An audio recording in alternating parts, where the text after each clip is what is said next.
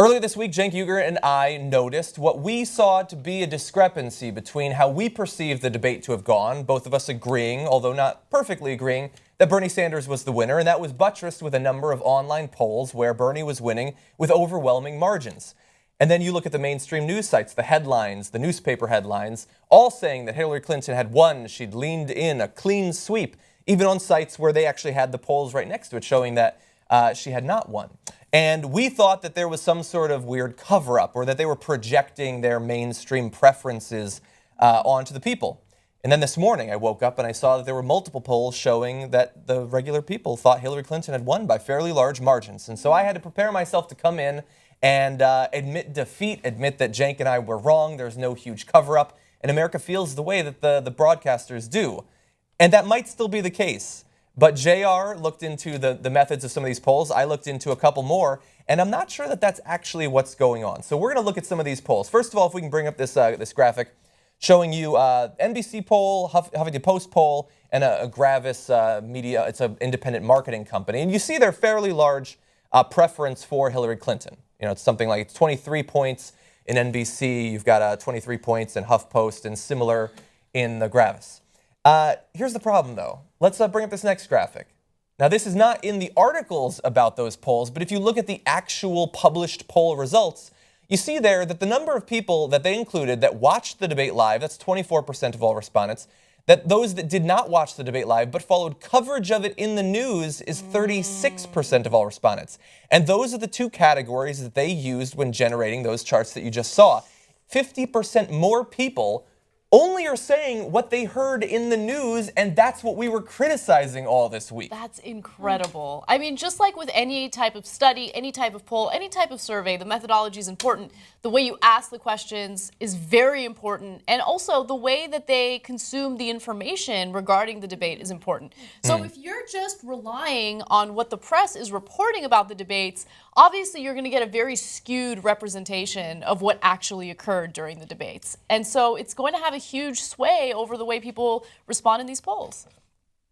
Agree, totally. Also, their polling, aside from their polling method, we're also talking about very subjective ways of finding these people. I think one of them is 500 Democratic primary voters. Well, of course they're going to vote. Who the hell thinks they're not going to vote? Find me somebody coming out of a McDonald's. I mean, give me 500 of those people. This is just very subjective. I think Frank Lutz must have been behind some of these polls, right? Something fishy with these. I think the bottom line, though, with Hillary, she's not trustworthy. I want some questions regarding how trustworthy she is, aside from, does she debate well? I say when she walks into the debate hall, someone should have left a couple of bills on the floor near the podium. See if she picks them up, puts them in her pocket, huh? There you go. Test her that way. Does she give the money back or does she not? It depends on if they were Qatari.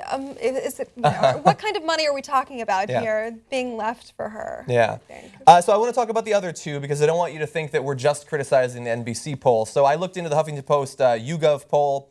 They included people, they didn't have the exact same breakdown. They didn't ask people if they had just gotten their info from the news, but they included people who said they had only watched clips or highlights, which could literally mean that they saw highlights on CNN or on Fox News. And again, in that case, the number of people who were in that category outnumbered those included who had actually watched the debates.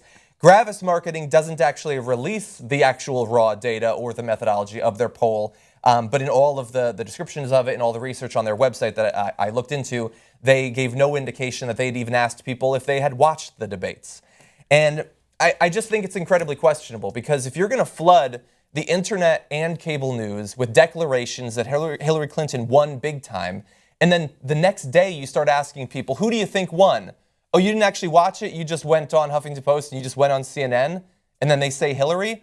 I don't understand what they actually think they're polling there. And the problem is this article that we saw the compilation of the three polls from is from Vox, and they're a pretty smart outlet in terms of they don't usually make errors of this sort. And they even say in the article that they were skeptical of her win initially, but apparently they didn't look a step farther into the actual data And I think it's a big letdown, unfortunately. Well, oftentimes what happens with polls like this is you'll look at who's conducting the poll, and if it's a reputable source, then you'll just tell yourself, Which all these right, are. well, and they are reputable sources, and that's exactly what happened with Vox. They saw 3 different polls, NBC SurveyMonkey, Huffington Post YouGov, and then Jarvis, and it's like, okay, well, these aren't rinky-dink polls. These are real polls that are usually conducted in a very credible way, and so it's easy to be fooled by the method, or not fooled by the methodology, fooled by the results, and not delve into the methodology. Yeah. So it's a good thing that, someone did do the grunt work and figured out what was really happening behind the scenes.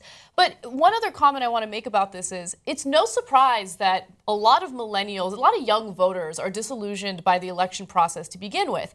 And a lot of them will have like conspiratorial answers when you ask them why they're not politically active. And a lot of them feel like the elections are rigged, my vote doesn't really matter, I can't make a difference. And part of the reason why is because you're not only against the establishment, you're against the propaganda machine that exists out there.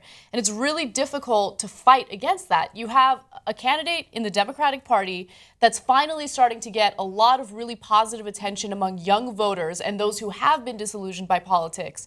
And it's unfortunate that the media is fighting back and pushing back against that so aggressively. Yeah.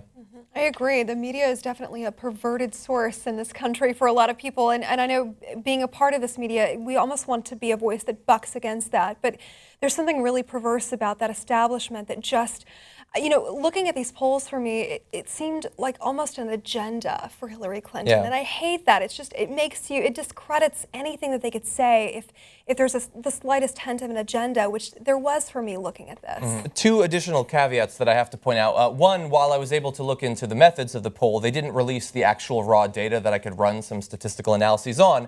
And so it could be that amongst the people who actually watched it, she won. They don't release the information, and so we don't actually know. And secondly, I'm not saying that a person is crazy if they think that Hillary Clinton won. Clearly, a lot of people think that she won. And it might be that while the flaws in these polls that we're pointing out, they might have only contributed but not been responsible for her winning. It might be that the American people generally did prefer Hillary Clinton. But if that is the case, then you need to show it. You need to prove it. And the way that they're doing it shows that they're not principally interested in proving that. They're interested in closing the case, basically, closing the book on the entire issue. Somebody was sharing a meme. Was it CNN declares Hillary Clinton is the winner of the next debate? Like that's the idea that's out there at this point, that it's a closed case. Now, regardless of whether or not people actually thought that she won, or they're simply saying they thought that because that's what they read on Politico, she is actually doing better after this debate. She's picked up a couple points. So NBC SurveyMonkey, who now are questionable in my mind, found that she had picked up 3 percentage points and Sanders picked up 2, with Biden being the most hurt after the debate. HuffPost YouGov only asked about whether Clinton or someone else should be the nominee, and Clinton picked up 8 points in the question, and so that's obviously significant. 37% of the vote in New Hampshire specifically is now going to Hillary Clinton, 35% to Sanders, Biden down to just 11%. I don't know why he's still being included on those. And that is a turnaround from previously when she was at 28% to Sanders, 42% back in September in New Hampshire. So regardless of whether people are being fooled or if they actually prefer her performance, she is now doing better, not only nationally, but in New Hampshire and in Iowa as well. Let me also add that right now, these polls are really irrelevant, right? So these polls pertain to this particular debate, and if you care what the polls say about this one debate, sure, I guess it is important. But just refer back to the last presidential election and how every single poll indicated that Romney had the edge over Obama. And then Nate Silver was honestly the only pollster, the only analyst who was like, no, not really, Obama's going to win. And he won, the popular vote, he won the Electoral College, he won the presidency, his second term. And so there's always some faulty stuff happening with these polls. And then on top of that, we're so early in the election cycle. People think that these polls are the end-all, be-all. They're not. They don't mean anything. So much can change by the time we get closer to the November election, right? We're still a year away from it. Yeah. So take it with a grain of salt. But with that said, be very wary of the way the media covers these polls.